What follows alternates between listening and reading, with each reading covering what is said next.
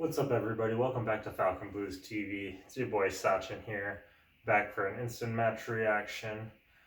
Got up early for this one, 4:30 a.m. kickoff here over on the West Coast. The last 4:30 kickoff, the early kickoff was Villa in our second or third match way back in August. I went to bed on 80 minutes of that match. We're two nil down, and I didn't give a fuck. But we're back. I wasn't gonna watch the match if Frank was still in charge, but new manager Sean Dyche comes in, and I'm very glad that I did, as I'm sure everyone who watches match is at tuning in. So right into it, the lineup, back four unchanged. I know people wanted Godfrey left back, Holgate at right back, but Coleman did not look near his age, and Mikolenko had a tidy game too. Even though out of possession or in possession, he is pretty dreadful. Going to the midfield, could have been a 4-3-3, but instead it's like a 4-5-1 with Doucouré and Onana kind of over interchanging as the most advanced midfielder, and then Iwobi and McNeil on the wings, and then Dom up top, and right into it. You know, great match. The commentator said on the USA feed here that who could be the man of the match for us, since we all look great, and I agree, but to me there's got to be one standout, and that's got to be Onana.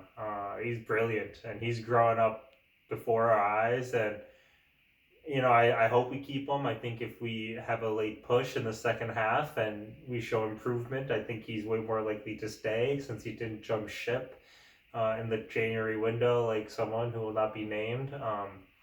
And he's brilliant. His tackling, his drive. I mean, he should have he did create the chance for the Dom chance, which should have been a goal, but he's just everywhere. He's better on the ball now, and he's my man of the match by far.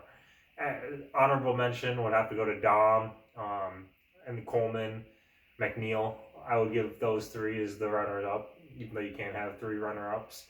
But the match, the tactics, compact, solid defensively. Wingers have to do the hard yards, as Sean says, and everyone did the hard yards. And we stifled, we limited Arsenal to almost nothing. Had a couple of chances, the Nketiah chance after Saka kind of rolled Miko, and Nketiah with a terrible miss given the form he's in, but who cares? We'll take it. And other than that, they didn't have anything clear cut. Jordan didn't have to make too many saves.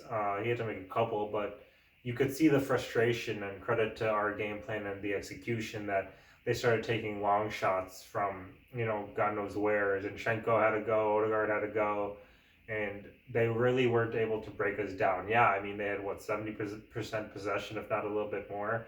They're going to create something.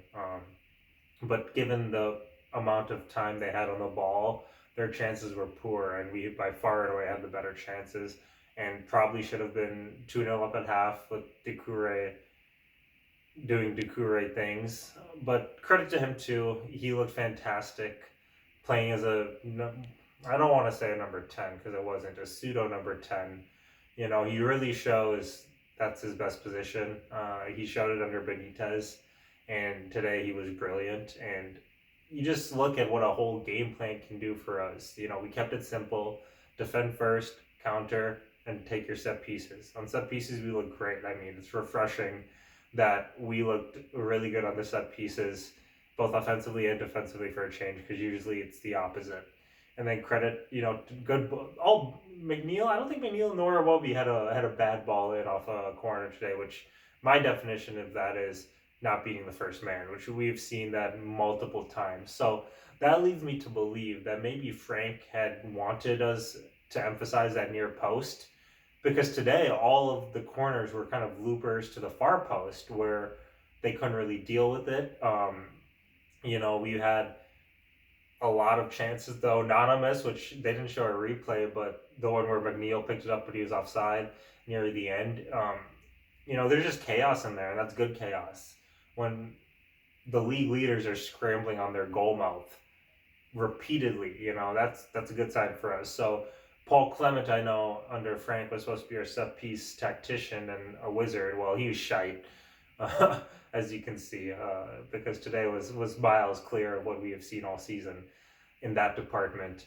And then Dominic, he had that chance where his studs were half a foot, if that, 6 inches. I know, sorry over there in England if you don't know what that is.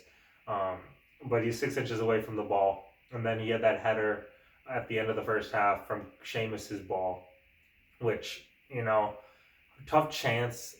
And if he's in form, he scores, but he's not. But at least he was, that gave us a clear game plan as having him as our outlet. He won a lot of his headers and his chances, and that kind of dried up when Mape came on because Mape is a little midget, and we didn't have that outlet and the pressure intensified, as well as the fact that we only made one sub, which I thought was foolish. I thought for sure that Sean would wait till stoppage time or at least the 87th minute to start, bring on, Godfrey at left back, Holgate at right back, these one sub changes at a time to just bleed the game dry and waste time. But he didn't because the players are knackered. But hey, guess that bleep test, or we call it the pacer over here, I guess it worked because no changes other than the striker, which I don't know why it was made, but it was made and we looked good and we got the points. And then, Mape, credit to him because he's able to be a shithouse, just absolutely taking the piss and trolling Zinchenko there. And he got a yellow, but I like it. I'll take it. That's what we want. A bit of snide and I'll kind of wrap it up. I'm a little tired. I don't know if I'm going to go back to bed because it is still 6:30 here. But wrap it up with, we've been clamoring as fans for the Dogs of War for a long time.